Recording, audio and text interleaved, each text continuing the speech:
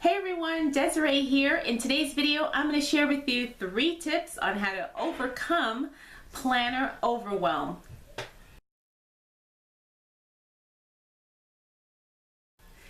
Hey everyone, welcome to another video. If you're brand new to my channel, welcome. If you're not brand new, thanks so much for taking the time to stop by. Now, like I said, in today's video, we're going to talk about being overwhelmed with planning. It seems to be a common thread amongst a lot of us in the planner community. We get overwhelmed with planning, we get overwhelmed with decorating, we get overwhelmed with all the options. And so I really want to take some time to talk about how to overcome being so overwhelmed. Now, so many of us have such busy lives, and a lot of us look to planning and our planners as kind of an escape from the day-to-day grind, so to speak.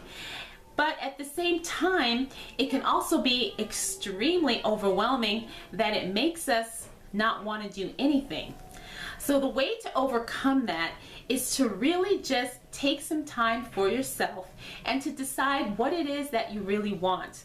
Are you looking for a way to kind of save time, organize your life, maybe to prioritize some projects that you want to work on?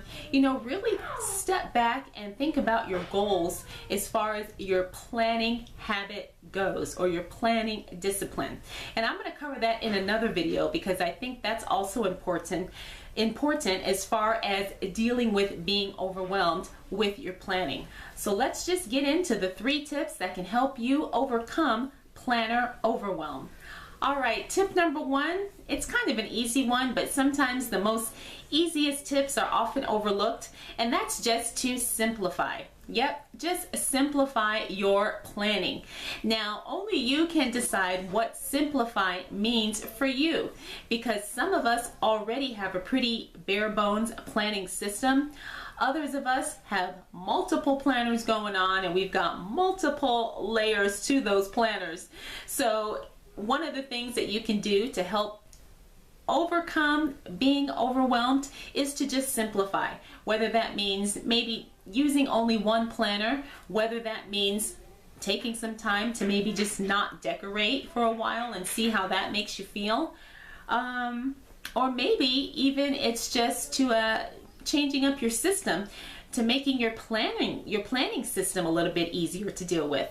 You know, sometimes we put all these self-imposed responsibilities, boundaries, deadlines, and things like that on ourselves, and it creates a layer of maybe stress or maybe a little bit of anxiousness, and we don't want that when it comes to planning and using our planners.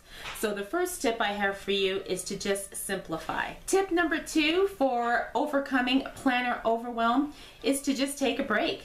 I mean, nobody said that you had to plan every single day of your life.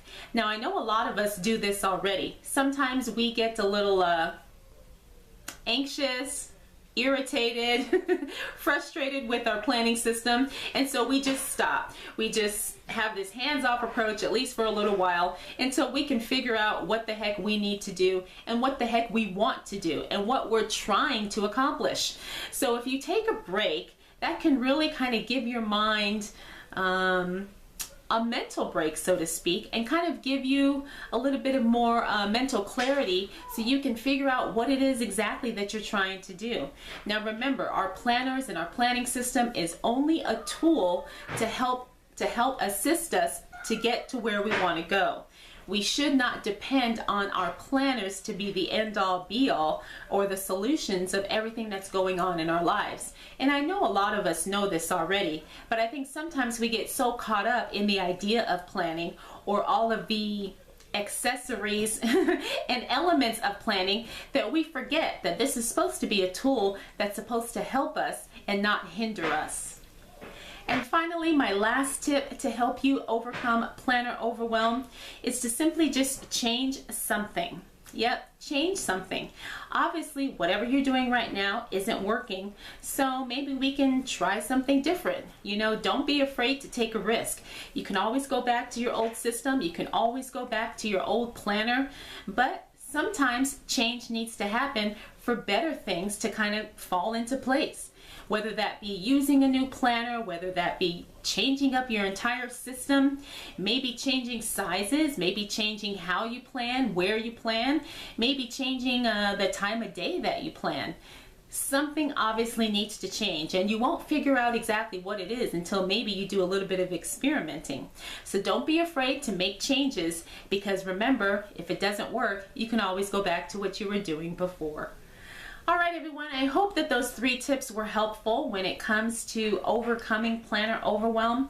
Trust me, I've been there. I know what you're going through, and sometimes it's not an easy funk to pull yourself out of, but just trust that eventually you will. Whatever drew you in initially when it came to planning and planners eventually will call you back if you stay away long enough. So if you have more ideas on how to overcome planner overwhelm, feel free to put those down in the comments below. I love getting feedback from you guys, and I think all of us contributing helps each other. So feel free to put anything, questions, comments, observations in the comments below, and I definitely will take the time to read them. If you're not already subscribed, please make sure you do so, and make sure you hit that little notification bell so you can be alerted when I've got new videos coming your way. I've got a lot more videos to come, and I'm always open to ideas and topics on videos that you all may want to see. All right, thank you so much for taking the time to watch. I'll definitely see you in the next video. Bye.